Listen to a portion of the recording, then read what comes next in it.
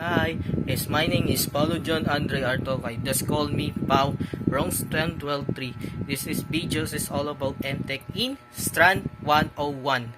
What is now is 10 related my strand as STEM, Science, Technology, Engineering, and Mathematics. That's what's called is STEM. Is the 10 related words is are problem solving, measuring, critical thinking, scientific method, calculus, physics, chemistry, biology, mathematics, and lastly is experiment. Then I choose three related words as STEM, as calculus, physics, and problem solving. Where the first one is calculus. Is my favorite subject, is interesting, but I explain to you. This calculus is the branch of mathematics that can rate of change is everything that any of the applied by geometry, trigonometry, advanced algebra, and etc.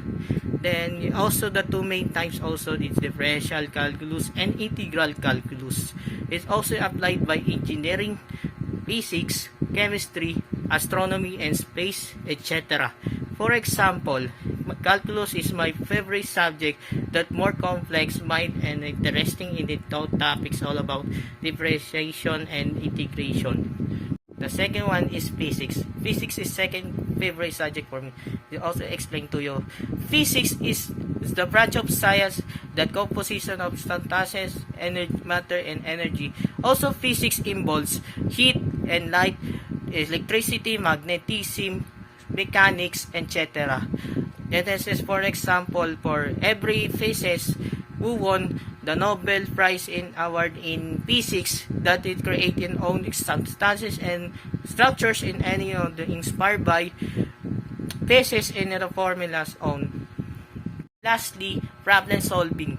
Problem solving is also interest for me to that I solved the math. It also explain for you that problem solving is refers to problem the challenges is capable to develop in a knowledge for applied to students who have the mathematical skills and knowledge. For example, STEM students who have to do problem solving in every mathematics lesson is like calculus, general mathematics, statistics, and pre-calculus.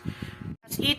They are three related words of my strand. Also, calculus, physics, and problem solving. It also for the STEM students and future STEM students relate in this word my strand. Also, thank you for watching for explain this about the my strand as also STEM, Science, Technology, Engineering, and Mathematics. And once again, in Paulo John Andre Artocay, just called me Pau. As also, thank you for my vlog and see ya!